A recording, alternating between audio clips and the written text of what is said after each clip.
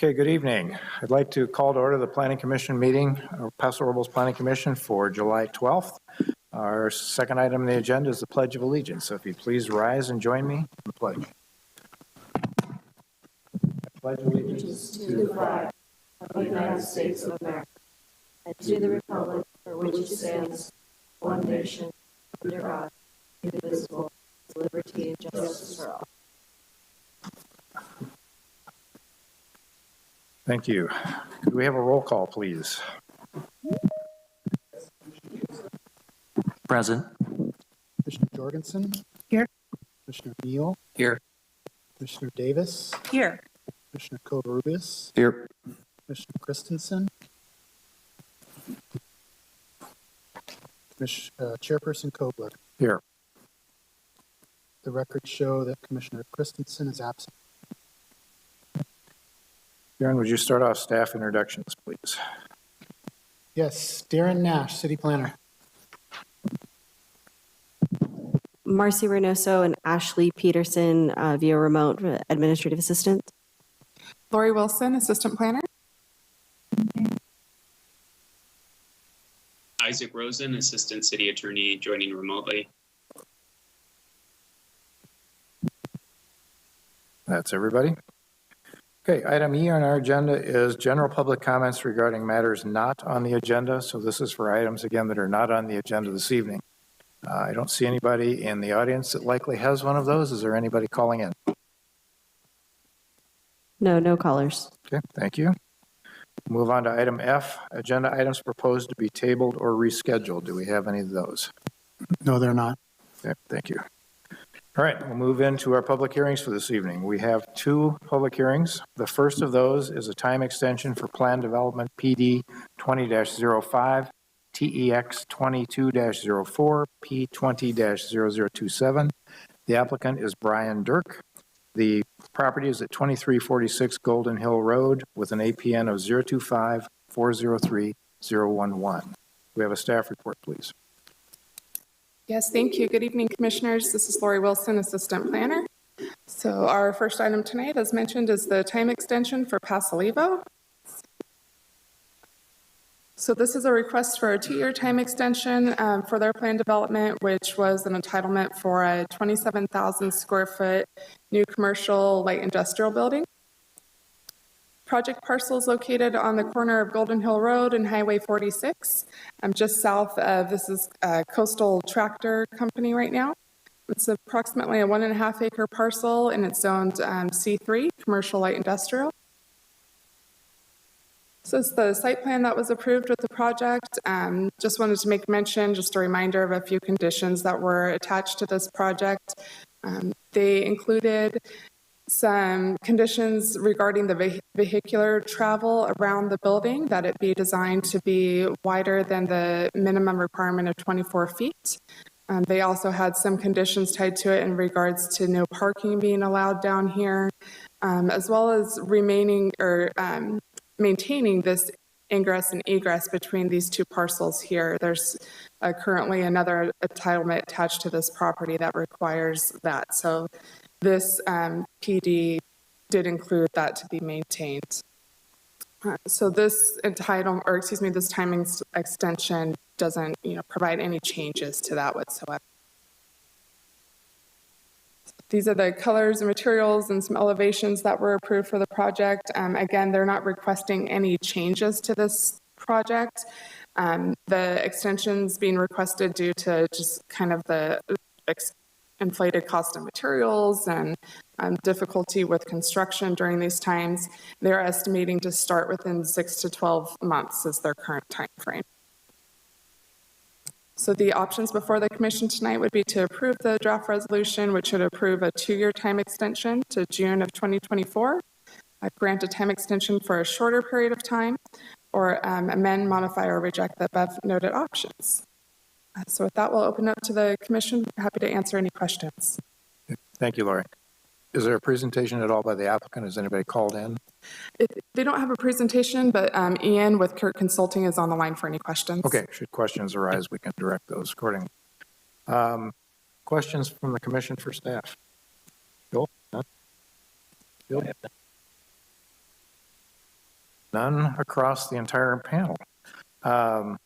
This is a public hearing. We'll open the public hearing and take public comments. Is there anybody present or calling in who would like to speak to this item?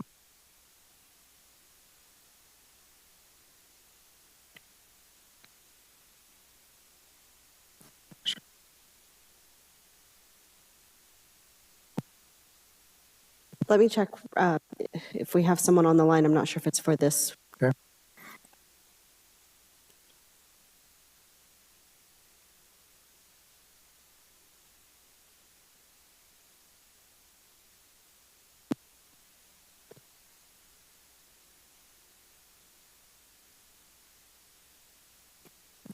Okay, no callers for this item. Okay, thank you.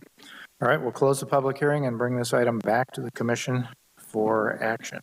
Unless anybody has any discussion points, a motion would be appropriate. Chairperson Kogler, I'd like to make a motion, please. Yes, Commissioner Neal. I move to approve draft resolution A, attachment 3, approving the request for a 2-year time extension for plan development 20-005 until June 9th, 2024. I second that. Either way. We have a motion, Commissioner Neal, and I think I heard Commissioner Davis slightly stronger. I was louder. Yeah, she was louder. So we'll take that as a second. Now you've had your turn now. So, okay, we have a motion and a second. Would staff please call the roll? Commissioner Neal. Aye. Commissioner Davis. Aye. Commissioner Covarrubias. Aye. Commissioner Gibson. Aye. Commissioner Jorgensen. Aye. Chairperson Kogler. Aye. Records show item passes 6-0. Almost like a consent item. Okay, we have another public hearing before us this evening. It is for development plan for a wine tasting room, P21-0112, PD21-09. The applicant is Mr. George Meyer. This property address is 3371 Dry Creek Road, APN 025-436-044. May we have a staff report, please? Thank you, Chairperson Kogler. This is Katie Bannister, Assistant Planner. So as you said, this is a development plan for Farmer's Fury, which is a wine tasting room. So location, this is, the address is 3371 Dry Creek Road, which is located just to the east of Airport Road and just south of the Paso Robles Airport. The entire property is shown in the larger orange rectangle or shape, and then the area that's really being used intensively by this project for the wine tasting room is in the red rectangle with the red star. And as you can see, this site is in Airport Safety Zone 3, and that will come up in some later slides. But this is just on the outside of one of the runway entrance and exiting direct paths for the airport. So the site is located in the airport zoning district with the PD overlay zoning district, which is largely why we're here today to discuss a development plan. So establishing new uses and making changes in the PD overlay zone does require approval of a development plan. This, as I said, this is in Airport Safety Zone 3, and I've got slides related to that coming up. There is an existing short-term rental on the site, and we'll look at some of that as well. As I said, it's a proposed wine tasting room, and most of the changes that are proposed at this time are a new driveway and parking area proposed to the site. So existing conditions, there's been a house located on this site for many years. The applicant has done some upgrades to that residence, put some eclectic vintage siding on the building, which gives it a really distinct appearance, but it is just an older residence. And then there's some fencing and there's a sign that's been installed. Here's a closer look at the residence. Like I said, there's some reused corrugated metal siding and some wood siding that give it an interesting appearance. So look at the site plan. As I said, the larger property is mostly used for agriculture. I believe that the landowner, who is not the applicant, farms the rest of the bulk of the site, but then the applicant does have a lease on the 2 acres that are near Dry Creek Road and are where that existing residence and the wine tasting room are proposed. So zooming in, in green now, you can see this is where the location of the existing residence. In purple is the area that will be used on the interior for the tasting room. The larger rectangle is the interior tasting room, and then I believe that the smaller rectangle is the restrooms that'll be available for the wine tasting guests. Of course, there is room on the exterior of the building for the wine tasting guests as well. They've got some games, horseshoes, cornhole, that kind of thing on the exterior. As I stated, there will be a new driveway, a new asphalt driveway, and then paved parking spaces. There's 10 proposed parking spaces for this use. The applicant also proposes to store he's got a collection of historic tractors and other farm equipment, and so he proposes to use that in the rear of the site. And this blue triangle doesn't represent the full 2 acres. It would actually extend further to the left on the site, further south. So moving on to some of the zoning requirements for this site. For parking, the short-term rental does have a parking requirement of 2 spaces. The wine tasting room, the interior space, has a parking requirement of just 3 spaces, which would give a total requirement of 5 spaces. The applicant has provided 10 parking spaces. Obviously, there's a lot of outdoor use space where it's appropriate to have those additional spaces. They do provide 1 accessible space and then 2 really large parking spaces that would be appropriate for RVs or tour buses that are visiting the site. At the DRC, the applicant explained that the short-term rental guests generally are not on the site at the same time as a wine tasting room guest.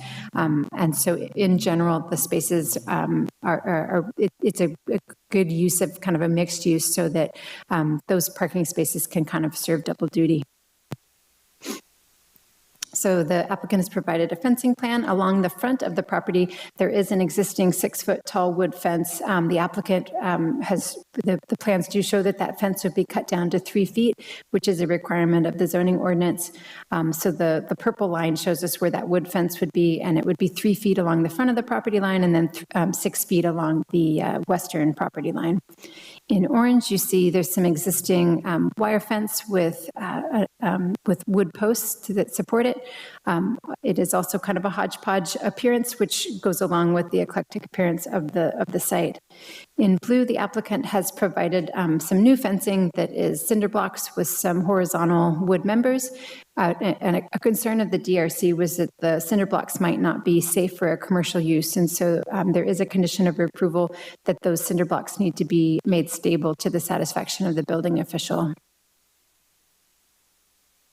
So the outdoor storage, the applicant is proposing to have some outdoor storage, and they would not be screened because they are storage for the purpose of viewing. And so it is vintage tractor equipment. And so here's some images that show the types of equipment that are being stored towards the rear of the property, and then off on the western side of the property, there's some trailers that are adjacent to the tasting area. So as to signage, there is an existing sign that's out on the site. It is about 17 feet tall. The sign itself has about 18 square feet of sign area. The existing building is about 75 feet wide, and so that is within the size requirements of a wall sign. Obviously, this is an unusual appearance for a wall sign because it's on the fence as opposed to on the wall of the building. But the zoning ordinance does allow for wall signs to be placed on a block wall or fence if that fence is not just there for the purpose of the sign. The fence needs to be an integral part of the site architecture and not simply a device for sign display. I've put a couple of images on this slide that are just downloaded from Google. Obviously, the tall tower structure over an agricultural gate, a ranch gate, is pretty typical with or without a sign. And so staff and the DRC are recommending that this sign be considered a wall sign and be approved under the requirements of a wall sign. The applicant has provided a landscape plan. The landscaping is largely focused along Dry Creek Road. There is some interior landscaping and some new shade trees proposed adjacent to to the parking spaces. The draft conditions of approval require that the landscaping be extended all the way to the pavement of Dry Creek Road. Right now, we're just seeing along, let's see if the mouse works here, along the front property line is where the landscaping is shown to end. The draft conditions would require some additional landscaping along in between the front property line and the pavement of Dry Creek Road. The draft conditions of approval also would require additional shade trees adjacent to, I think these are parking spaces 5, 6, and 7. Just some additional trees there to provide some shade for our hot summer days. This site is in the airport land use, within the airport's land use plan. It's in safety zone 3, where wine tasting rooms are considered a compatible use. However, residential uses are considered incompatible. This site has had a residence here for a very long time, and so it's continuing as a legal non-conforming use. However, RV parks are also not a compatible use. The applicant has, during DRC, explained that he does or has in the past allowed the use of the site for a harvest host site where RVs where members of the public are allowed to come and park their RVs, typically on agricultural sites. And the draft conditions of approval would require that activity cease because of the incompatibility with the airport land use plan. There is an existing short-term rental on the site, short-term rental permit that was issued in 2019. There are 2 bedrooms now shown in orange, and then the kitchen is also shared between the short-term rental and the tasting room, is the way I understand it. This is a non-hosted accommodation and has operated for almost 3 years, and we've not received any complaints about this short-term rental. Obviously, any neighbors are pretty far away from this site. Staff is recommending that the project is categorically exempt from CEQA as a Class 1 exemption because this is an existing facility and there's no expansion of the site beyond the 2 acres that's been in use since about 2007. In the bottom corner, you can see this is an image from 2007 from Google Earth. You can get historical aerial photographs, and this site has been, the 2-acre rectangle has been in use for at least 15 years. So, as always, the resolution includes a laundry list of findings that the Planning Commission must make in order to approve the project. And this is just a few, some highlights of those findings, but you need to find that the project is consistent with the general plan, the zoning ordinance, and the airport land use plan, that the project accommodates the aesthetic quality of the city and it's compatible with the surrounding land uses and also compatible with the scenic and environmental resources on the site. There's a fairly limited number of conditions of approval proposed. As I said, the landscaping, there's a couple of proposed conditions that would require the landscaping be extended all the way to the road, and the additional shade trees, as I mentioned. The conditions improve a requirement that any outdoor storage be limited to those vintage tractors. We saw some examples of what that would look like. Condition number 9 would limit the occupancy of the site to 60 people, consistent with the airport land use plan and the amount of parking that's available on the site. Obviously, 10 spaces isn't really enough for 60 people unless some of those folks are coming in a tour bus. The conditions prohibit any overnight RV stays, would require any expansion of the site to require a PD amendment, and at that time we'd need to do a CEQA analysis, an environmental analysis beyond an exemption. Condition number 12 would require the applicant to stabilize the cinder block fence. And then 14 through 18 are standard airport-related conditions that we require for any project that's adjacent to the airport related to, there needs to be an navigation easement and some other requirements that they not use shiny materials or things that might distract pilots as they approach the airport. I neglected to put in an option slide, but as always, the Planning Commission does have the option to approve the project as it's proposed and as the conditions are provided. You could make amendments to staff's recommendation. You could also refer the project back to staff or the DRC if you need additional information, or you could deny the project if you don't feel you can make any of the findings that are required to approve the project. Staff is recommending that you approve the draft resolution as provided in your staff report. We are proposing 2 small recommended changes changes to the conditions. The first is that the applicant will need to apply for a building permit to change the occupancy of the building from a residential use to a commercial use, and to permit tenant improvements for that commercial use. I believe there's a commercial kitchen that's proposed, or I think some portions of it might already exist. And then also that the applicant needs to apply for a grading permit for the site improvements that are proposed. I believe that is my last slide, but let's double check. Yep, that's just an aerial image. I'm not sure if I know how to get back. Here we go. Anyways, that is the end of my presentation, and I welcome your questions. I know that the applicant's representative and I believe the applicant are both available online as well for any questions. Thank you, Katie. I guess I'll ask if either the applicant or the representative has anything they would like to add before we go into commission questions. Mr. Meyer, Mr. Gabriel, I assume perhaps you have any comments? Yes, this is Larry Gabriel. Good evening, commissioners, and thank you, Katie, for such an in-depth presentation. Hodgepodge, Ranshankle, some of those kind of terms kind of describes the design motif of this site, the fencing, and the whole process over there. As unusual it is, I think George has created a consistent theme throughout the project. And one of the important items for him is the historical tractors. And I know we've been back and forth to DRC three times. I think almost every one of the commissioners has seen this project through DRC process. And we've tried to meet all the requirements with the as that have come about. And I apologize, I didn't get the landscape plan updated, but we have no problems adding the additional landscape to the street or the trees. I think those are both good improvements. The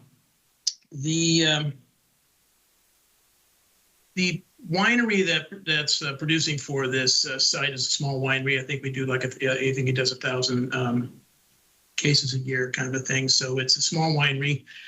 We did add some additional parking stalls over there for the occasional RV person that comes in. And then every once in a while, he said there'd be a rogue tour bus that would come through. So can't really anticipate exactly what goes on in these wineries or these tasting rooms, but we think we've covered or anticipated most of the things. So the gate, while it's hard to fit into the gate and sign fit into a category, I think Katie did a pretty good job of defining it as I'm going to call it more of a ranch entry gate. So we think that, again, fits the motif of the project, and we'd like to see that maintained. We discussed the CMU fence with the building department, and I think we anchor the bottom CMU cell and epoxy the others to it that we can maintain stability in there. So we've discussed that with the building department, and that's our proposal. I'm available for any additional questions, and I'm not sure if George's available, but if he is, I'll let him add to this. Thank you, Mr. Gabriel. Mr. Meyer, do you have any comments you would like to add? So our understanding is he's listening and willing to answer any questions, but doesn't necessarily have anything to add at this time. Okay, very good. If there's questions, we know where to go back to. All right, we'll bring this back to the commission for questions of staff. Let's start on the other side this time. Commissioner Covarrubias. Thank you, Commissioner. A couple questions. Katie, are there any limitations on the number of tractors that they can have on the facility at one time? There's nothing in the conditions currently that would restrict that number. There's nothing now. Okay. I noticed that there are no renderings of the building itself as far as what the finished product is going to look like, especially from the exterior side.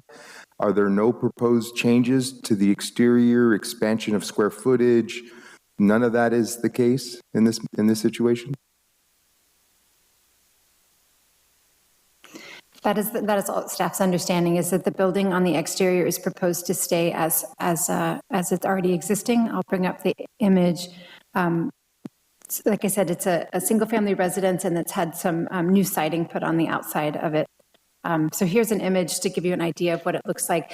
I I believe some interior changes need to happen in that tasting room area. A bar kind of needs to be put in there. But as far as on the exterior, this is the proposed, what the elevations would look like. Okay, so it's going to remain. Okay. The wire fencing on the north side, I believe it is. So the proposal is to keep it as is. Just curious, why not make it uniform? That came up at DRC as well. I'd like the applicant or maybe Mr. Gabriel to answer that question.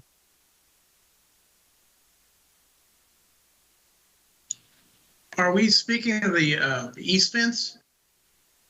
Yes, it must be the east side. Yes, yes. I've got my, yes, the wire side of it, the wire fencing. Well, that's, again, it's more of a, we're trying to maintain more of an agricultural look here, and that's, you know, look as a see-through fence to see the agriculture and the things that are going on there. Not know that we want to screen that necessarily.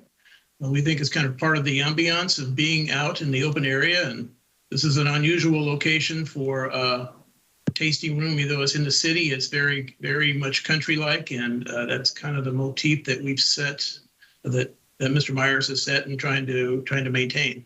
So we're comfortable with the fence from our point of view.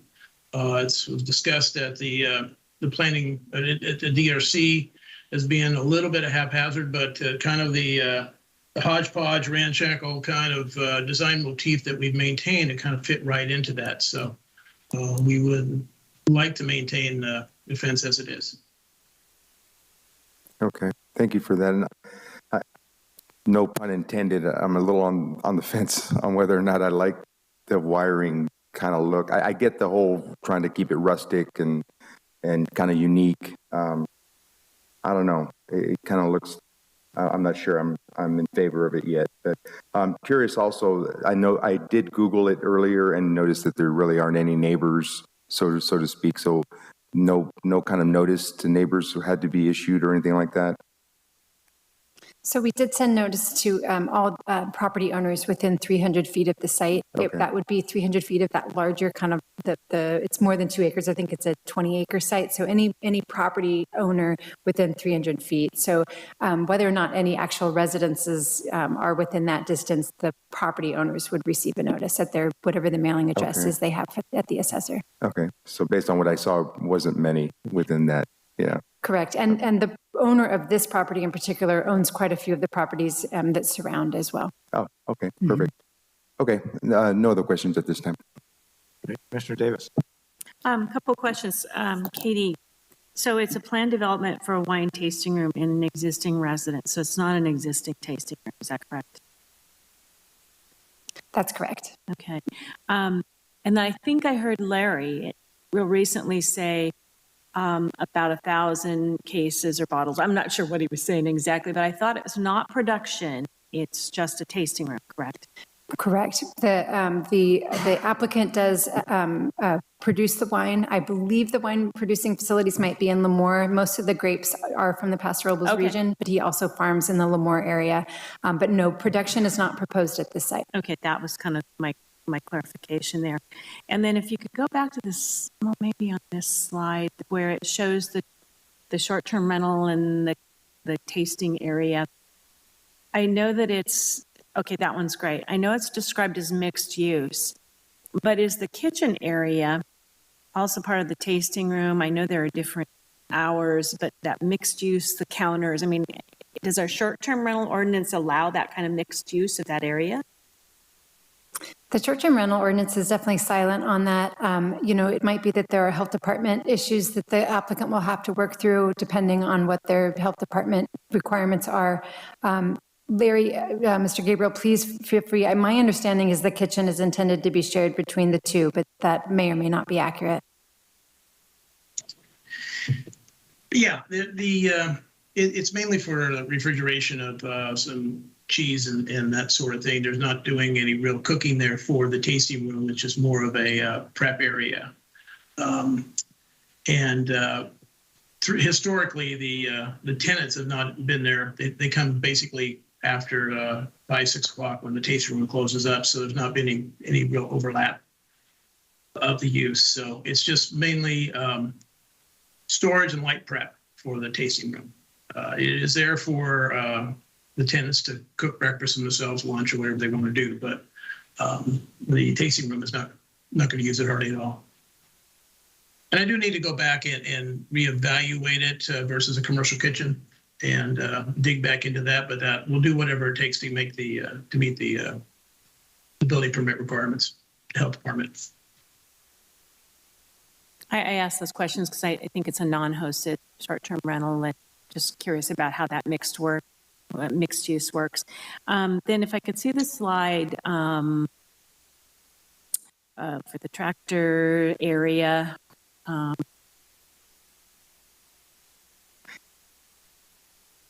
guess the airport area, the slide that shows the whole property, the site plan. Yeah, that would help. I know there's a parking equation, and I know we're limited to 60, correct, in terms of occupancy during the daytime for a tasting room. Is that correct? That's what the draft conditions of approval would require. The airport land use plan would allow 60 per acre. This is a 2-acre site, and so in theory you could do 120, but there's certainly not, it seems like that'd be stretching what parking is provided here. And so if there was a special event, the airport zoning would prohibit it from having a large special event in that area. Is that correct? Yeah, the airport land use plan would limit to 120. This development plan would limit to just 60. Yeah, there's a lot of property there. So, yeah, I had one other question. I have actually quite a few, but I'm going to let my fellow commissioners. I remember originally at DRC talking about it being a farm stay, or is that how you call it, or with the RVs?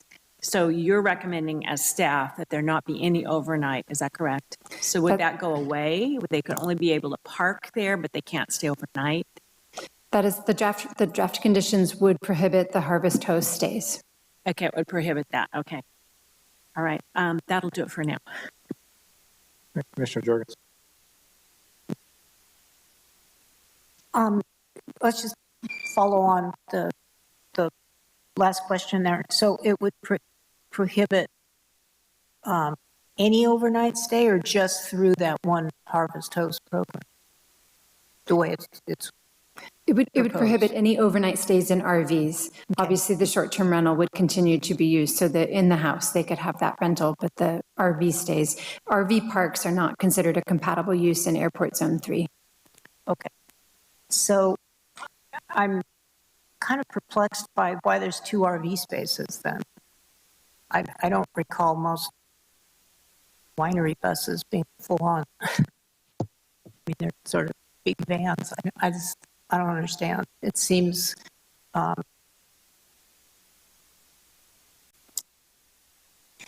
incompatible with the requirement. May I address that? Sure. Yes, Larry, please it's do. more of a complimentary parking stall. Not everybody in RV stays in RV slots. They come and stay at a hotel every once in a while. You travel in an RV back and forth. You stop at a wine tasting room. It was more of being accommodating to those travelers. And there is that rogue bus that comes in every once in a while, unannounced. So we thought we would accommodate those types of uses. It's not intended to be overnight harvest day or otherwise. So the owner now understands that that's not acceptable, and he's agreeable to that. So when there's no RV parked in these spaces, could a regular car park in? First come, first serve, I think. So I'm trying to understand the count when I ask that question. Well, there's 5 stalls required. We have 10, so you can divide it how you wish, I guess. We thought we were adding a positive influence here to be available to park a couple RVs. I would hope they would be the last taken by car or truck. Okay, I have a question on the sign. It's been there a long, long time. Was it ever permitted? Do we know that it's structurally adequate. The fence was questioned because it's already built too, if that was structural, but I don't see any question about the structural properties of the overhead fence, or excuse me, the overhead sign. So the applicant did not receive a permit for that, and we could certainly add a condition of approval that they seek a building permit if you'd like. I would think we'd want to make sure that that was not going to fall on somebody as they're driving in or out. So I would recommend that that occur. I don't have a problem with the sign visually. I just would like to know that it's structurally adequate. I think that's all my questions. Thank you. Commissioner Neal.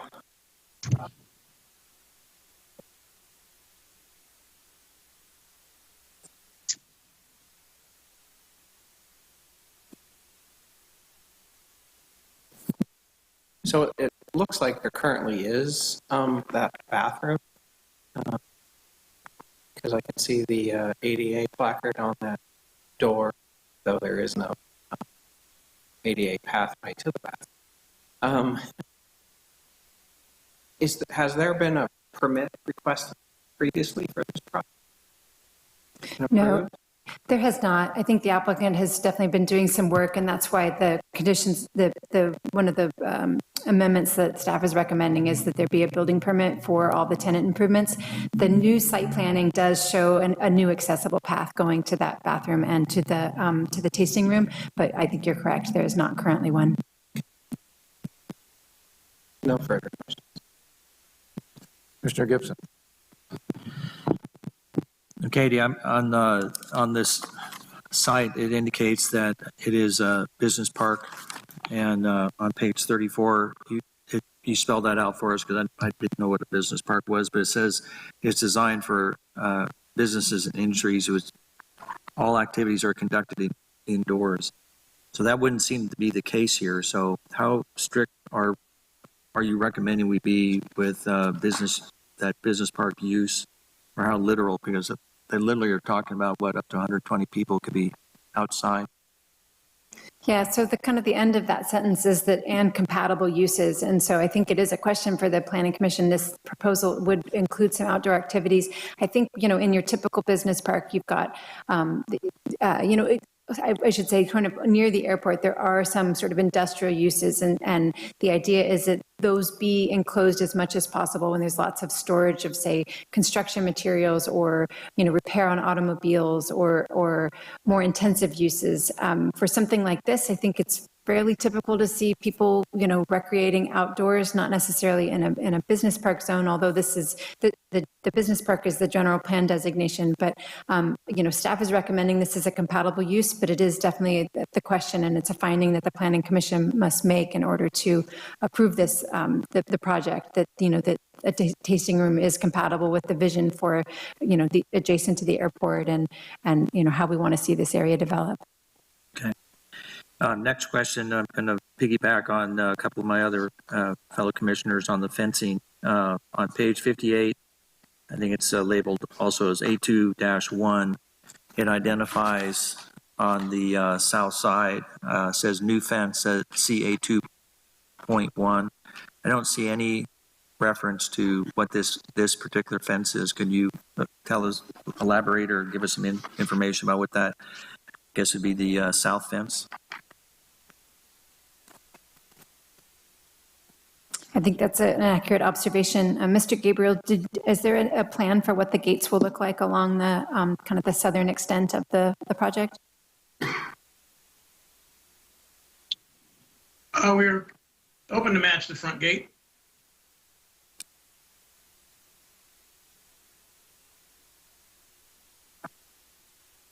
Just to clarify that statement, that is in some form you're going to match the front gate? If that's acceptable, yes. Okay, so again, my question, Larry, was not just what the gates are, but what is the plan for the fencing on the south side that's identified on page 58 or A2.0? Isn't that our cinder block fence with the 4x, Katie? Am I looking at something else? Yes, on page 59, the blue line is the cinder block fence. Let me bring up the image of that. Okay, so just for clarity, then everything that is in blue is going to be that cinder block kind of split rail design. Is that the intention? Yes, what's indicated in blue is intended to be the cinder block fence. Yeah, all right, thank you. Just for clarity, again, following up on some previous questions in regards to the Harvest Host and the RV parking, because I was on, might have been the same meeting when it was emphasized how important it was to them to have ag tourism. Could we have some clarity on that, not just that we have no overnight stays on RV, but there are no campsites, period? So that's not currently in the resolution, but we could certainly add that to the condition. Okay. All right. That's all my questions for now. Thank you. Okay, thank you. I just have a couple. Katie, the tasting room parking requiring 3 spaces, is that a 1 per, or like 1 per 3 seats kind of rule, or is it a square footage? How do you arrive at 3? Yeah, it's a little bit, so in the Uptown Town Center specific plan, which obviously doesn't apply here, you are required to park kind of your outdoor seating areas. The municipal code is silent on what we're to do with outdoor areas. So calculating the parking requirement for just the interior spaces, it's 3 spaces per 1,000 square feet. It's a pretty small interior space, so it's at 3. That was brought up at DRC, and so the applicant did provide more than what would be required by the municipal code. So we arrived at 10. That's what's being proposed to the Planning Commission. Whether it's sufficient is up to you. Okay, thank you. And then there's short-term rental on the site. There's 2 kind of separate 1-bedroom units. Are those rented separately, or are they rented as one STR? They are rented as one STR, and I have actually checked multiple times, since we've received this application, and it has always been advertised as one rental with 2 bedrooms that happen to be separated in space. Okay. And then would you put your 2 conditions on the screen that were at the end of your proposal or your presentation? There we go. So number 1, changing the occupancy from commercial to residential to commercial, excuse me. Does that have any bearing on the STR? Does that have any impact at all on that, which is a residential use? And maybe it's a good clarification to put in that condition. They would need to change the occupancy of the commercial spaces. At that time, our building department would look to see whether or not new separations, maybe firewalls have to be put in. I don't know the building code well enough, but our building department certainly does. So it would be to change the occupancy and allow both the residential uses and the commercial use to work compatibly together. Okay, thank you. That's all the questions I have. Commissioner Davis, you said you thought you might have others. Do you have anything to add? Okay. I guess the only other comment I would make is I question, or I agree with Commissioner Covarrubias' assessment of the fence. I looked at this as DRC, and that one fence, which is D on their details, the haphazardness of that still strikes me as a bit odd. I understand they're after kind of an eclectic approach, but I'm not sure that quite gets it either. I'll think that further. Any other questions? Otherwise, this is a public hearing. We'll open the public hearing. Are there any comments on this item from anybody either in the chambers, which there are none, or online calling in? I'm going to go ahead and let in George Meyer. He's I believe, the applicant. Mr. Meyer, you have the floor. Hi, am I on? You are. We can hear you clearly. All right. Okay. Thank you. Pretty much everything was covered over this meeting. We've been trying. Our first taste room we opened in 2013 in Lemoore. Our winery production facility is at Nuno Wine Storage, so we've been making wine there for many years. And at the time, that site where we're trying to open a new taste room now was just a very big eyesore on the property. It was very, very overgrown. They had junk and tires and engines, and it was a mess. The owners of the property, I talked to them year after year after year saying, let me rent that from you and I'll clean it up and I'll make a nice little taste room for my little winery. Our taste room's been in Lemoore At the time, you weren't allowed to have 2 tasting rooms. They have changed that this year, that you could have 2 tasting rooms. So I've shut down our tasting room in Lemoore in 2018. And I've been sitting without generating any income at all for the last 4 years with the overhead of wine. And it's been extremely frustrating going through different architects, talking with the city about getting this site, which is, in my mind, I know there's a lot of codes and a lot of questions you have, but it's just such a basic, simple little project. And this is our last leg. And I've talked to, it's just me and my brother running we run our farm here. And then I went to Fresno State, used my MGI bill from the Marine Corps. I studied winemaking at Fresno State. And this is kind of just a little project to help out our farm here. And we've been 4 years now. We've spent thousands and thousands of dollars on this project with no return. And, if this doesn't get passed, we can't go a 5th year. We'll have to look somewhere else or do something else. So I'm really hoping that this plan gets approved and we can move forward, do the changes, get our permits or whatever. But we've waited so long for this to happen, and we're all anxious to move forward. And so we can start selling, our Farmer's Spirit wine there. We have our Airbnb guests stay there. If you look at the reviews, everyone loves our Airbnb. It is unique. It fits the theme of Farmer's Fury. I know we're in city limits, but being there, it is very country. You're in the middle of the field. They farm it currently. There's hay bales outside the fence. That's just expanded wire fencing around that has existed to prevent deer and stuff like that from getting into your property. Many of the comments, they love the view. Especially you can see where the downtown area is. You can see off in the distance. Many of our people that stay there are from Los Angeles, San Francisco, even Europe. We have all over the world people staying there, and a lot of them have never stayed in a farm style setting before. They're in landlocked, and they just love how rural it feels. I know it's different look. I've built everything there. I've repurposed a lot of our materials we had in our farm here to keep costs down. I mean, I'm doing all this stuff myself, and I feel like what we've been able to do, the feedback I get from the people that stay there, they love the place. So I know that we have a good-looking place there.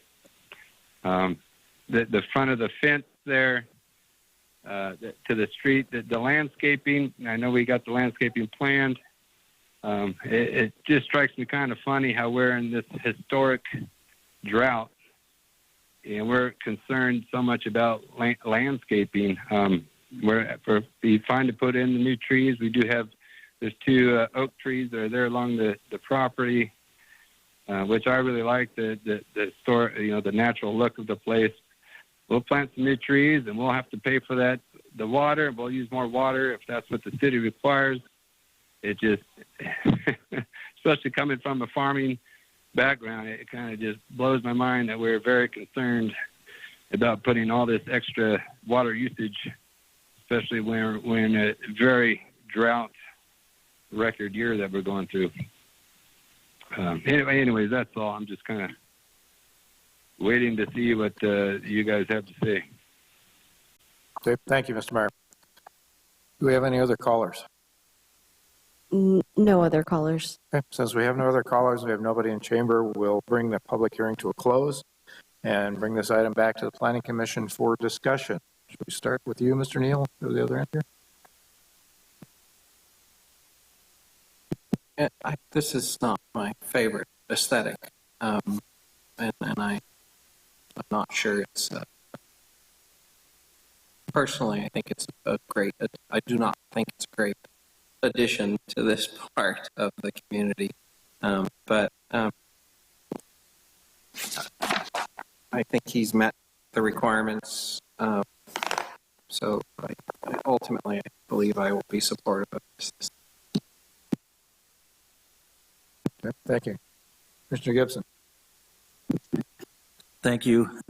Katie, I was going to ask earlier and I forgot.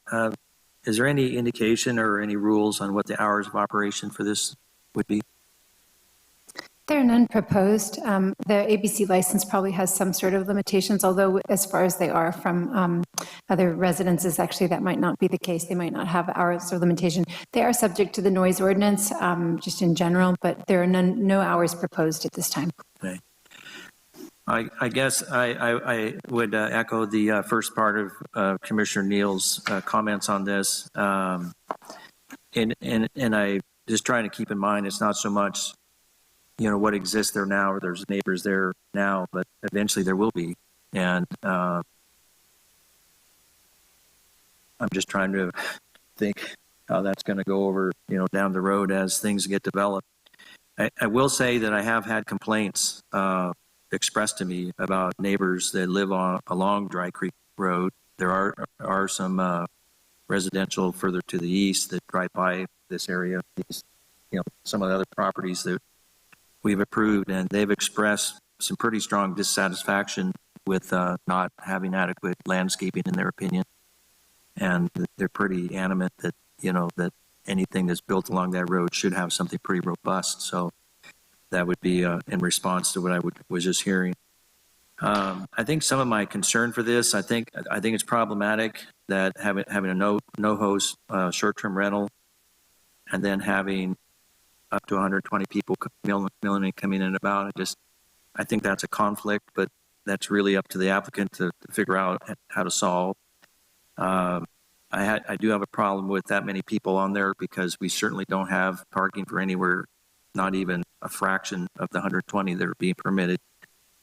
I have a concern. I understand that this does happen. It's, but I think it needs to be rectified, that all the work, not just I was trying to figure out condition one that you put up there, Katie, and it doesn't really quite throw the blanket far enough for me on this, that all the work that's been done, the unpermitted bathrooms, whether they're ADA compliant, the signs or whatever, that all the work needs a building permit, in my estimation, because there's a significant amount of work that's been done. And I would just kind of guess, based upon what I've seen over the years, that bathroom might not be ADA compliant, which would be an issue. So I'm not happy with the fence plan. I will say that. And I get that it's supposed to be eclectic and hodgepodge or whatever the words are, but I would not want to live next to that place looking like that. So this is and will be a primary entrance to our city, based on what is being planned in and around there, either across the street to the north or across the street to the west. And I'm not sure that this is a direction that people 5 or 10 years down the road are going to look at and say, this is a great project. So those would be my comments. Thank you, Commissioner Gibson. Mr. Covarrubias. Thank you, Chairperson Kogler.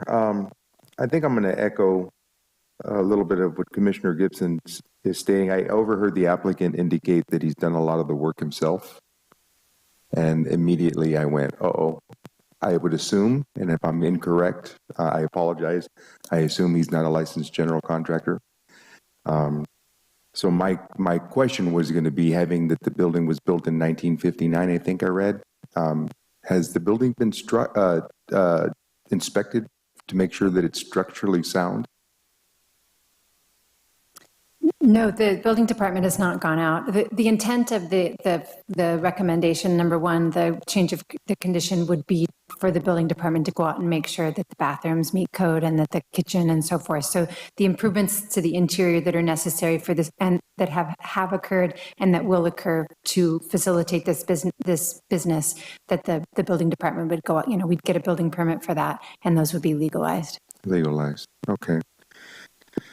Yeah, for the record, I think I've stated this a few times. I'm very pro-business. I want our community to thrive. I want our business owners to thrive. I'm not against tasting rooms. I'm not against the concept. I'm just not sure this is the right thing for this particular area, especially because this area is probably our next big expansion area. And I will agree with my fellow commissioners that have stated it. I'm not sure it's a right fit. Doesn't mean I'm not going to vote for it. I'm going to give it a few more thoughts here in the next few seconds. But I do have some concerns about I'm not happy with the fencing either.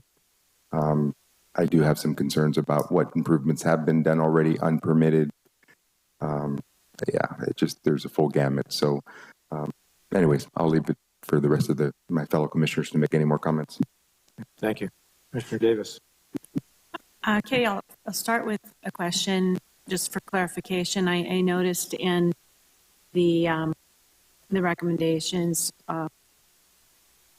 that you can have vintage tractors, but I think I see the language remove trailers. Is that correct? It says only tractors. The intent was to simplify the condition. I believe that the condition, as it's written word by word, does include the both. Let me make sure. So it says ongoing outdoor storage shall be limited to vintage tractors and other vintage farm equipment only. Okay. I was curious if trailers was purposely removed or not. I'm really torn with this. I want the applicant to know I'm from Fresno State, I'm from agriculture. And I do agree with the applicant that this is some things that people from the city want to see. They want this rural kind of experience. I know it. I'm a rancher. But I do believe we can make things like this aesthetically pleasing. And I think as a body, we should try to do that. And I think we could start with the fence. None of us seem to like the fence. Let's make it more uniform. Let's make the building inspector get in there and verify the sign that it's going to be safe. I think that there's some things we need to do to perfect this. I'm not ready to tell the applicant no, but I think there's some things that we could do to make this a better project. So that's where I'm coming from. Commissioner Jorgensen. My fellow commissioners have stated all my comments. I agree. All right, thank you. I don't have a lot to add. I'm kind of in the same camp. I think at its core, this could be a very interesting little project and an interesting use. I understand the aesthetic of a little rougher and a little rural, but it's still a little too rough in my mind in some areas. The fencing probably is the number one thing. I had an initial struggle, I guess I'd say, at the DRC with the fence type D, which is the wire fence, which is, again, kind of a hodgepodge of posts and angles and things, as well as the cinder block and timber fence, which look like a very economical solution and not necessarily a very strong long-term solution for fencing. But I think at its core, this can work. I'm pleased to see that the front fence will be cut down and presumably refurbished along Dry Creek, because I think that will help to open that up. But I think there's a little bit of work to be done on this still, as the fellow commissioners have kind of alluded to. So those are my comments. Any other comments the commission would like to raise that have come to mind? Yes, Commissioner Jorgensen. Just one more thing that, and I believe this was mentioned at least partially by one of the other commissioners. I'm sorry, I don't remember who. But the permitting for the work already done would have been easier to do it before the work was done. But that's trains left the station. It needs to not be, in my opinion, worded as interior and tenant improvements. It's everything. There's electrical on the outside. There's, new windows in the photograph here that, is a structural change. It's interior and exterior. It's everything. So I am not comfortable with limiting the building permit requirements to a list of certain defined items. Okay. Person Cobra. Yes, Mr. Gibson. Yeah, well, I was listening to the other comments. It kind of hit me too, because I have been involved in a variety of projects myself. Is that if this building is as old as it is, that's supposed to be technically a commercial kitchen. I'm guessing that none of the wiring or anything's up to code. And we just kind of glossed over a lot of this.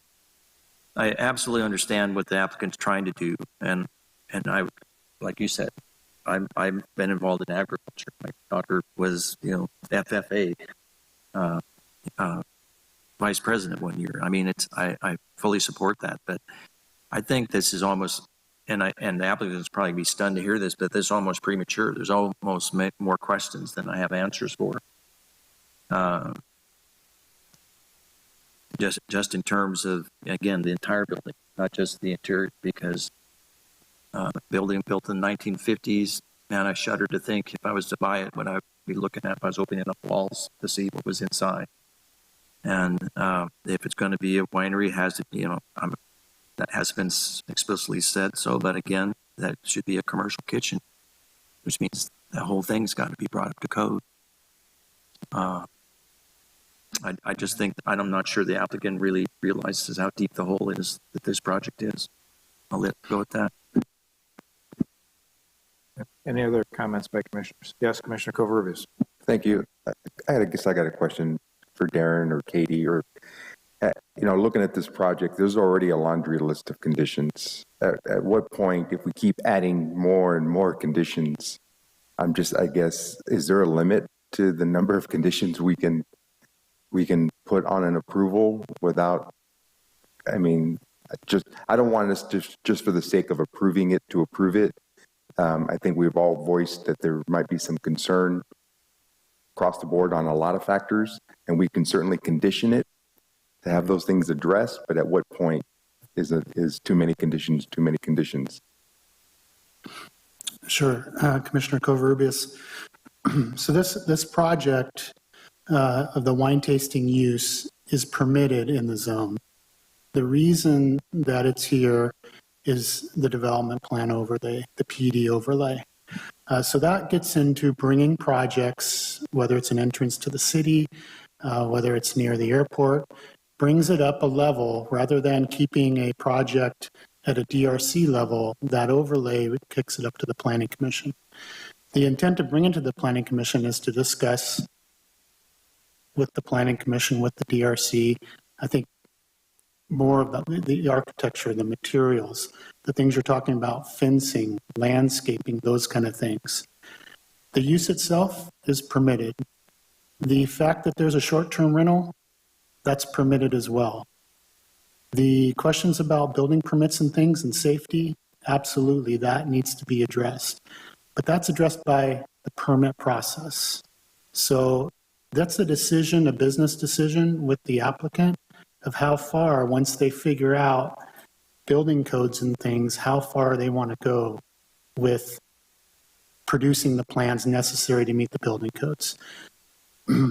The applicant mentioned that this project has taken a long time.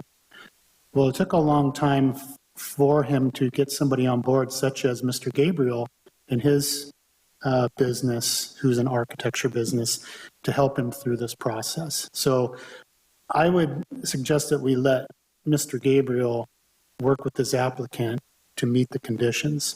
I think we should get the condition correct that it applies to electrical, plumbing, the exterior, the interior. But that's going to be something that the architect works with the building department to get a permit for. The sign hanging above, absolutely. We require building permits for signs. So I think that maybe working on the condition of approval that gets the requirements for the permits right, so that the commission is comfortable with going through the process to get a permit. Absolutely, I think that's something we should do. If there is a consensus about coming up with a fence plan, I think a fence plan is something that we can definitely discuss, maybe give a little bit of direction. I think a fence plan is something that could come back to the DRC with some directions about maybe it be consistent on all four sides, or addressing the questions about the mismatched types of fencing, which I think is a lot of the concern. So what I'm hearing mostly is the fencing, the making sure that the proper permits are addressed. And I think we can do that through conditions. if the commission has concern over the proposed architecture, the materials, those types of things, I think, if the project just isn't meeting a majority of the commission's appearance in terms of where it's located, architecture, general appearance, I think that's something that we should hear about, and it's possible if we have some directions, it could be continued. It's possible that it can be denied based on findings. But I think that just generally the use is a permitted use in the zone, and we have the building department to help us through the building codes and things like that. In terms of your question, Mr. Covarrubias, the commission can add conditions. This is a conditions that staff has come up with, some standard, some site-specific, but there are, you can add conditions, but I do think there's a point where direction back to the applicant to come back with a different plan may be the better choice than just trying to fix the project with conditions. Okay, Darren, I really appreciate that. That was well said. And I think, I'm just going to speak for myself, if we were to put some kind of condition that the fencing is a little bit more uniformed to start, and again, with your input, Darren, that the building department and those that are responsible for making sure structurally and all of that stuff is taken care of before permits can be issued, it does make me feel a little better.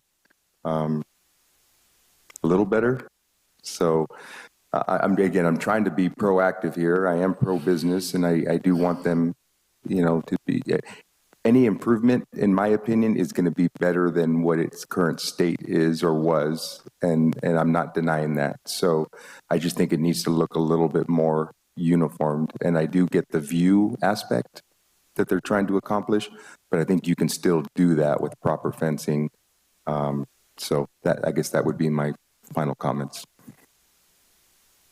Any other commissioners have comments?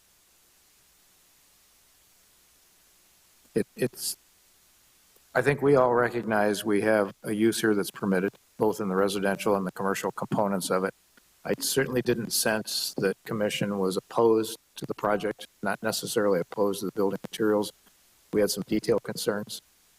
In my mind, leading up to your comments, Darren, we had two options. One was to continue this item with some direction to the applicant and their design folks to come back with something that is more in tune with the discussion we've had this evening, or we could approve it with a series of conditions. When you started talking, I thought you were talking about, yes, you can and should condition it. By the time you talked your way through, you came back to kind of, or you could continue it. So I don't know that there was a specific recommendation that came out of that, but I think your comments were helpful. It seems minimally, I think what staff is telling us that the Planning Commission doesn't need to be deeply concerned with all of the permit issues reflecting a 1950s building as it's been talked about here, and all of the issues that may be present as a part of that, because the inspection folks will pick up on that.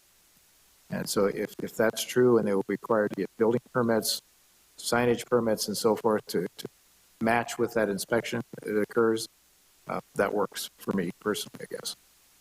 The fencing needs work. In my mind, I think there was enough unanimous commentary along here. I don't know, sending forward this application and saying it works, but we need consistent fencing. I don't know what that really means.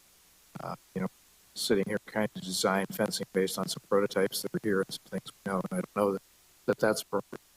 So I think there's a struggle here, and I think Mr. Covarrubias did a good job kind of seeding this as to, do we try to condition this so that it moves forward, or do we continue this with a series of items that we find need to be addressed?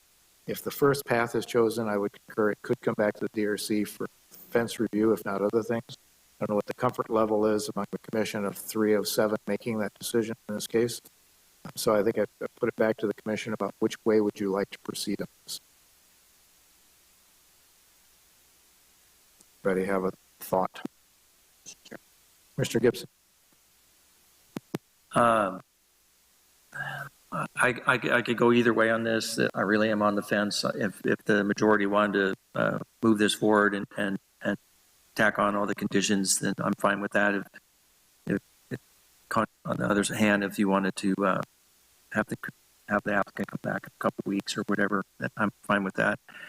I am going to go a little contrary to, with all due respect, to what Darren is saying, is that I would not in any way support this without some sort of language identifying that this building has to be brought up to whatever current building codes are. Every other commercial project we've done that. There's always language as to the extent the building is being brought up to code. I don't ever remember a project that didn't have that in there. I think this is appropriate in this case as well. I don't think we need to get into the weeds as exactly what that means. I just think there needs to be language that the building and the unpermitted work needs to be brought up to code. So other than that, like I said, I'd be happy to go either way. But that for me is a deal breaker. There is, I would absolutely require that. Similarly, just the language, just having been, knowing how important it was. And again, I support ag tourism too. We had a gal that was on, and she tried to school me as to what ag tourism was, which I almost found funny because I literally sat through intensive ag tourism classes learning how to do it. So I understand what ag tourism is, but I really don't want that happen at this location at all. And so I think it has to be said that there is no campsites at all, not just no RVs, because I have friends and acquaintances that do this harvest host in different sites. It's not, there's multiple sites that do that. And I understand people wanting to come do that too. I just don't want it on this site. So I am concerned about just lack of clarity on a lot of things like the hours of operation. I mean, I can't imagine if this went till 1 a.m. and 120 people were outside. That would be a good deal. So like I said, I just think to some extent there's a lack of clarity, but I'm willing to go along with the majority. Okay, thank you. Anybody want to try to wrap their arms around the motion? Yeah, Commissioner Neal. Chairperson Kogler, I will give it a whirl. I would like to move approval to adopt draft resolution A, approving plan development 21-09 based on findings and subject to site-specific conditions of approval, including the additional conditions presented this evening in the staff report. Adjusting condition number 1 to read, the applicant shall apply for a building permit to change the occupancy of the building from residential to commercial, and that the site and building meets the building code for the existing and future improvements. In addition, I would like to add that no overnight camping shall be allowed within the project, and that the applicant work with staff to address the Planning Commission's concerns regarding fencing for final review by the DRC. We have a motion on the floor. Is there a second? I will second. Mr. Jorgensen seconds. Discussion. Just randomly, please offer any discussion points you'd like to raise. Mr. Covarrubias. So I'm trying to decide if the fencing can be handled by staff or if it needs to come back to DRC. The condition was that it would come back to DRC if I understand correctly. Right, you're right, that's the motion. So I guess that's what I'm trying to decide if. The motion maker would prefer to leave it to DRC. To DRC. So once approved by DRC, then it doesn't have to come back to the Planning Commission, correct? Not okay. as part of this motion. Okay, thank you for that. Any other discussion points? Seeing none, I'll ask for the question. Yes, Darren. It might be helpful to have a little clarification, or maybe just read it again, about what the commission would like the fence to, if there's, was it just consistency? Is that what the motion was? I think there are a lot of questions on the fence. This particular commissioner does not like the randomness of the the wire fence, nor does this particular commissioner like the masonry block and wood fence. I think both of those look pretty and feel pretty temporary and not something that works very well as a fence or an aesthetic portion. So that's Understood. Well, the intent is it would be worked on at the DRC level? yes. Okay. I guess just as a note for the applicant going forward, should this be approved, I would concur with Commissioner Neal. I truthfully think neither of those fence types are terribly appropriate here and can't be rendered consistent with the wood fences that they have. So I think there's some work to be done on that. Any other discussion points as we move forward? Yes, Mr. Davis. Well, I heard, maybe I used the word, I don't want to put it in anybody else's mouth, but a little bit more look of uniformity and maybe even consider having a consistent fence type around the entire project. Just want to. Okay, thank you. Any other commissioners want to offer any guidance before we vote on this on the fence? Okay, hearing none, I would ask, we have a motion, we have a second. I would ask staff to please call the roll. Commissioner Neal. Aye. Commissioner Jorgensen. Aye. Commissioner Covarrubias. Aye. Commissioner Davis. Aye. Commissioner Gibson. Aye. Chairperson Kogler. Aye. Item passes 6-0. Okay. Good job, Joel. Thank you. I trust staff and the applicants and our design team will roll up their sleeves and take care of this. You make good Wish you luck. Thank you. Thank you, commissioners. Okay, we will continue with our agenda. We are to item H, which are discussions items by staff. Do we have any of those, Mr. Nash? No, we do not. Okay. Next item on our agenda is consent calendar. We have DRC minutes from May 9, 16, and 23, and Planning Commission meetings from June 14th. I trust everybody had a chance to review those. Are there any changes? Otherwise, there is a motion to approve. I move to approve the Development Review Committee meeting minutes as well as the Planning Commission. I'll second that motion. We have a motion, we have a second. Were there any comments at all? Hearing none, I'll ask staff to please call the roll on that. Commissioner Neal. Aye. Commissioner Davis. Aye. Commissioner Covarrubias. Aye. Commissioner Gibson. Aye. Commissioner Jorgensen. Aye. Chairperson Kogler. Aye. Minutes are approved. Other reports. The first of those is the Paso Robles Streetscape Ad Hoc Committee report. Couple comments, I guess I'll offer, being one of the people sitting on that, is we kind of finalized a general work program and schedule, which essentially says that we hope to have all of our work done in about a total year's time, which is about next March or April. We're looking at scheduling some initial community engagement activities, and I won't steal thunder. Maybe staff has some comment on that. The next meeting of the group is next Thursday, a week from this Thursday, the 21st at 4 p.m. I am unavailable to attend that, and in order to have 3 on the Planning Commission, I would suggest that if he's available, Commissioner Neal might want to sit in my stead. No, we don't really have substitutes, but it might help to have 3 Planning Commissioners there. And I think we're moving forward. I think you'll see this will gain initiative and speed now with things that are happening. I think this will be a pretty exciting endeavor. And I am available on the 21st. Okay. Any of the fellow ad hocers want to add? Okay. That's the ad hoc committee report.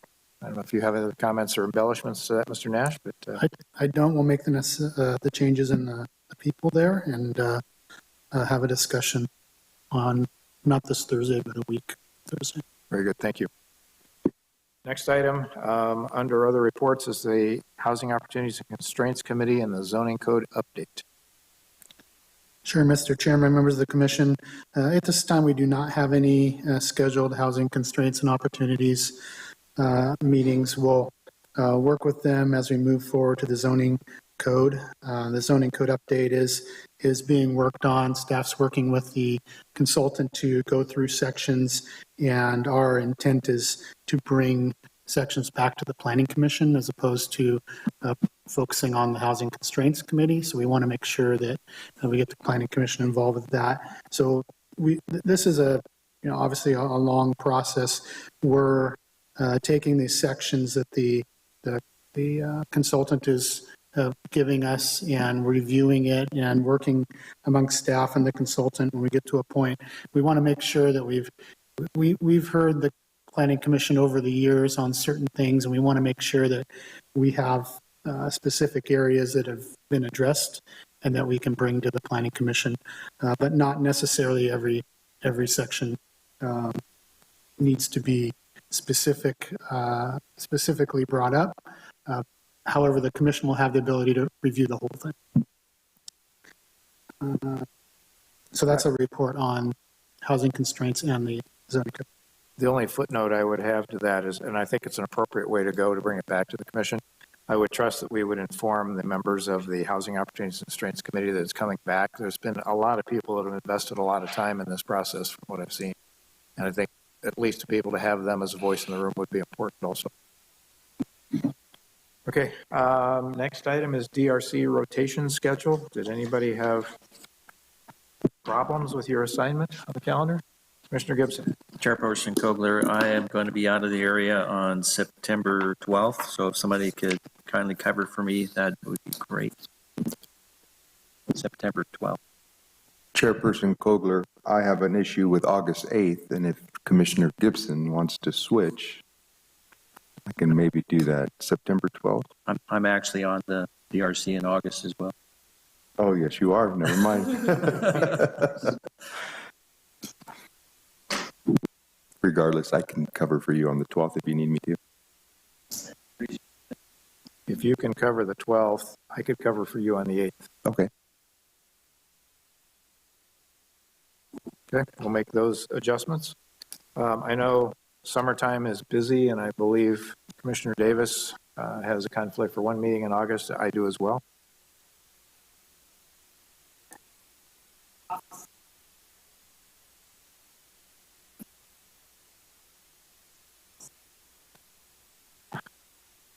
And I have a conflict on August 23rd. So,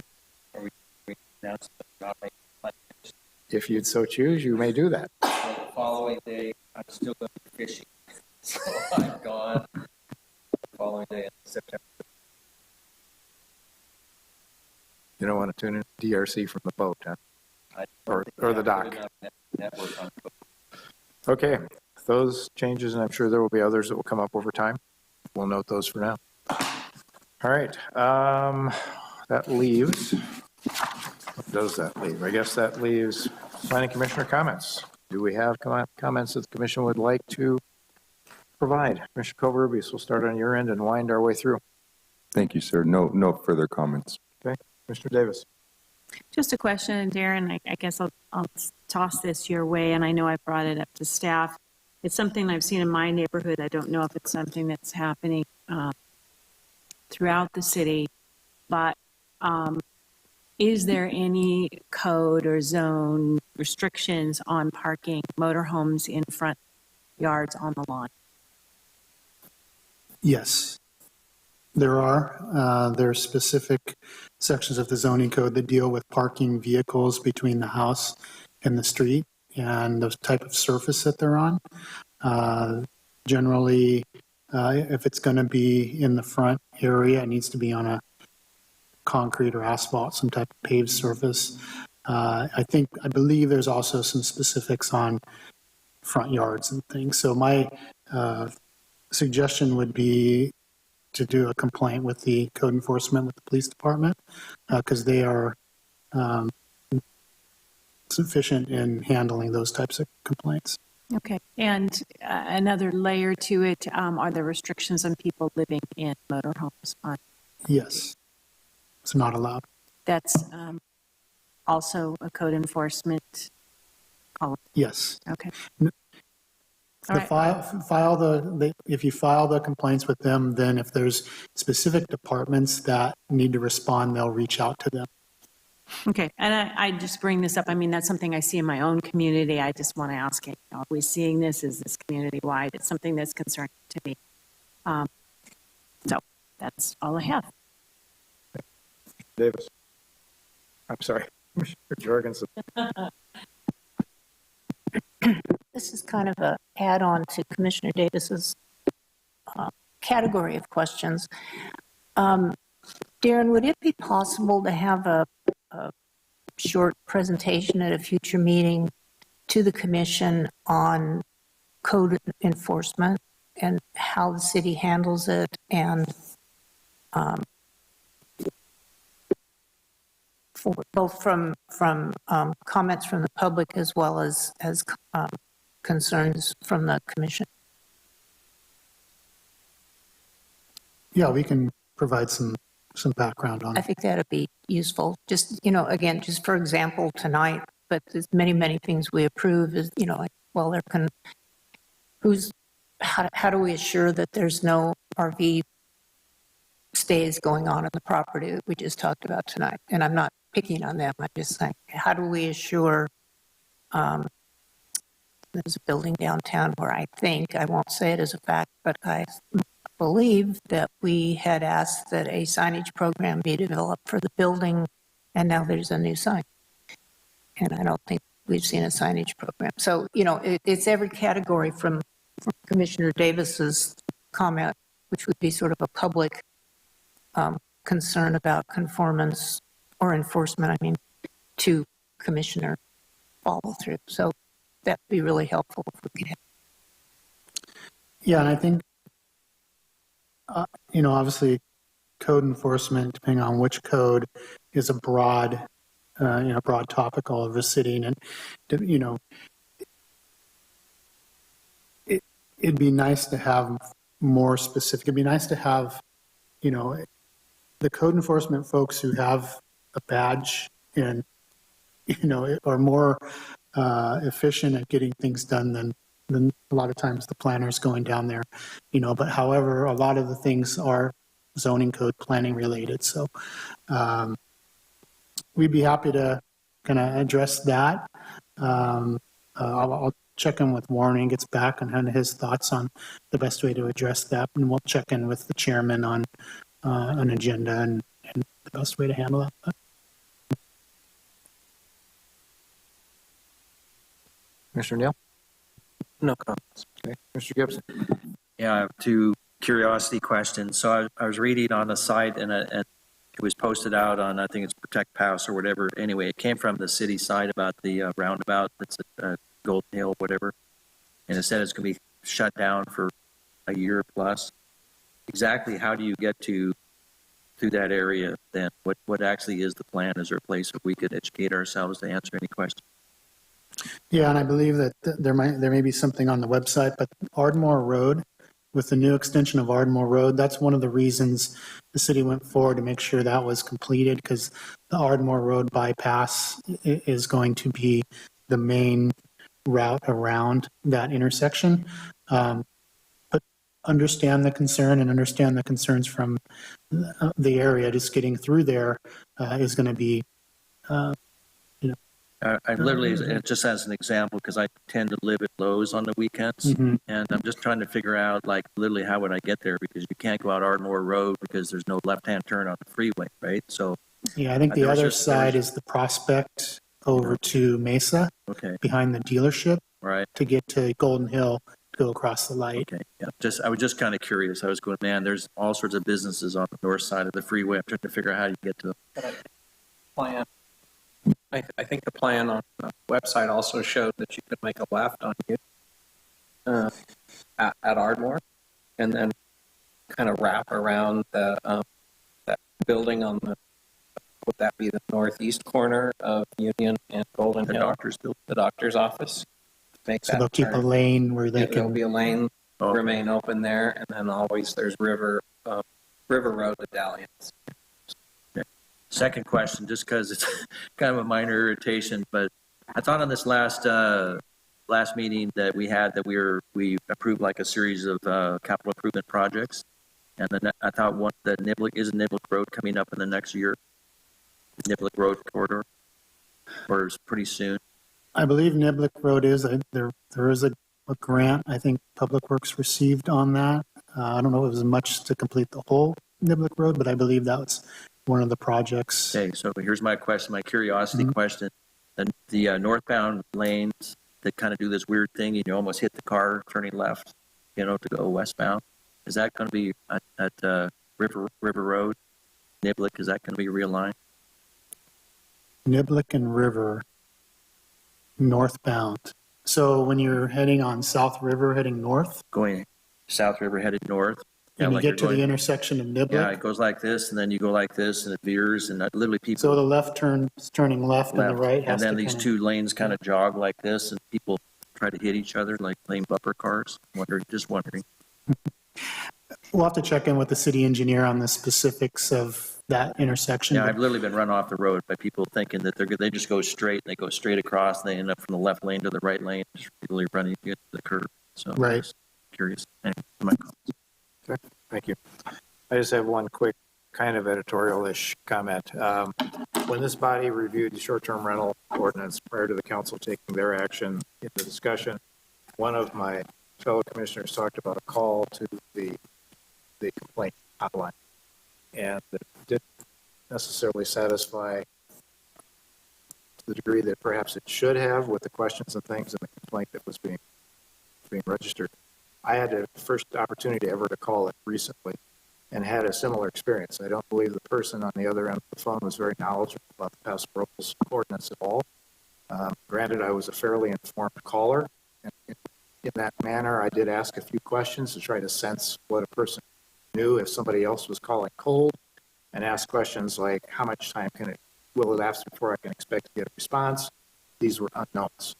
So I would just hope maybe it was an off night, but I would hope going forward that we have informed people answering the phone that understand this community's ordinances, and I don't know if they're answering phones for other cities or not, but I was not impressed with the depth of knowledge of the person on the other end of the line.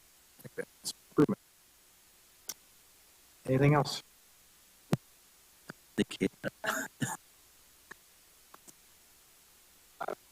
go ahead, Lori. Didn't see you behind the podium there. You're going to get an answer, Matt. This is responsive government. Well, and Katie, you're welcome to jump in here too, but they are essentially just a call center, taking calls from all sorts of different communities that contract with host compliance. So unfortunately, they aren't going to be well-versed in our ordinance specifically.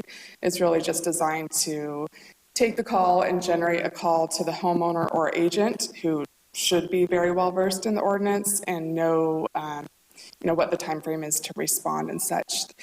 There's definitely some kinks with the system, so we appreciate the feedback on it. It is not perfect. We had a situation just this weekend where, sometimes if the person doesn't answer, it'll leave a voicemail and cut off some of the information, or so they'll call back to the hotline to try to say, well, what address were you calling on? And that person doesn't know because it's just a call center. So we definitely want to hear the feedback. There's other companies that we could look at, over the years.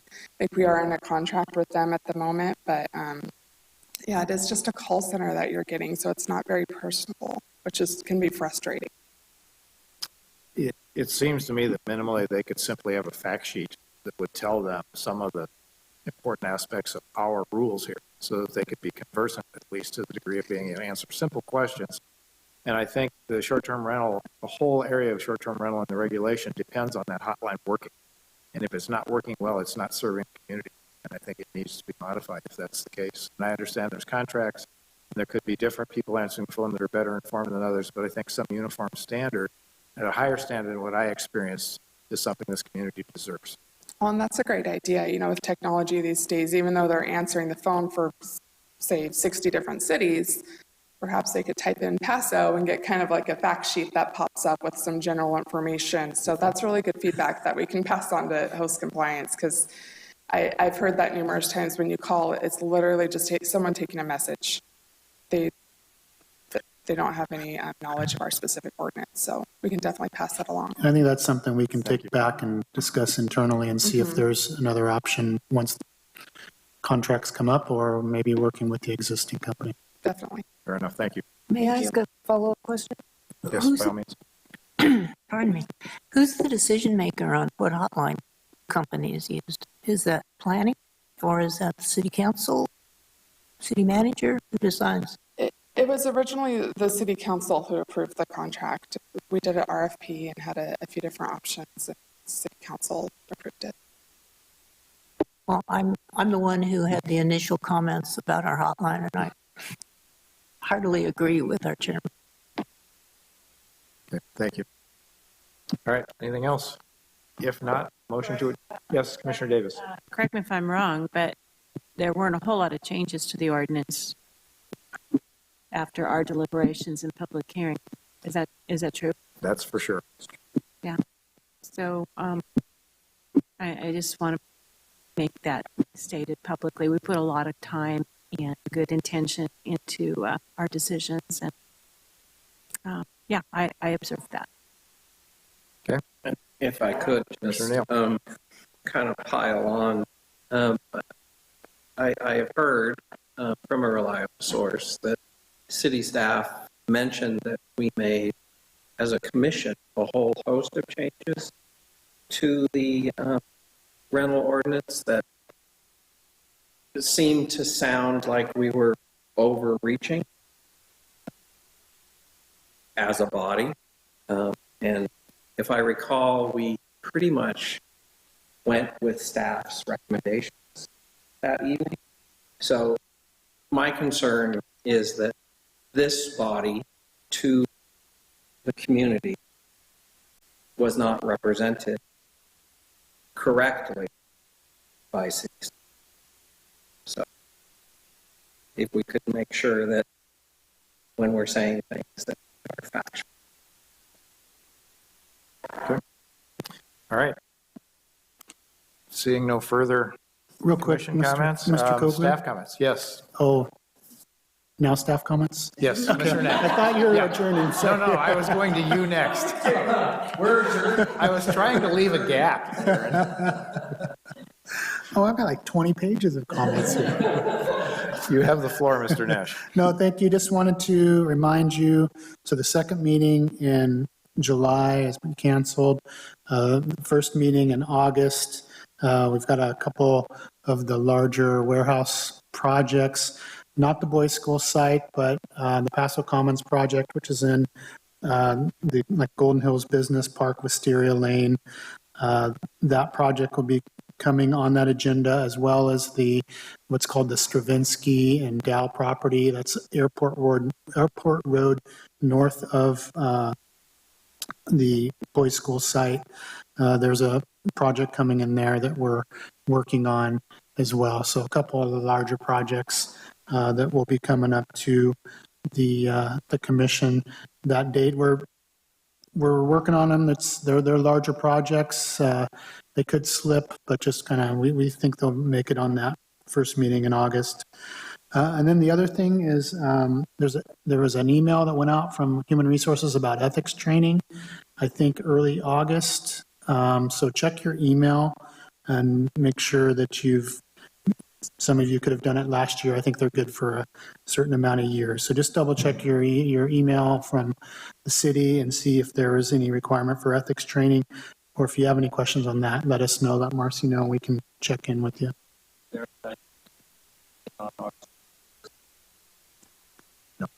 July 26th is during the fair.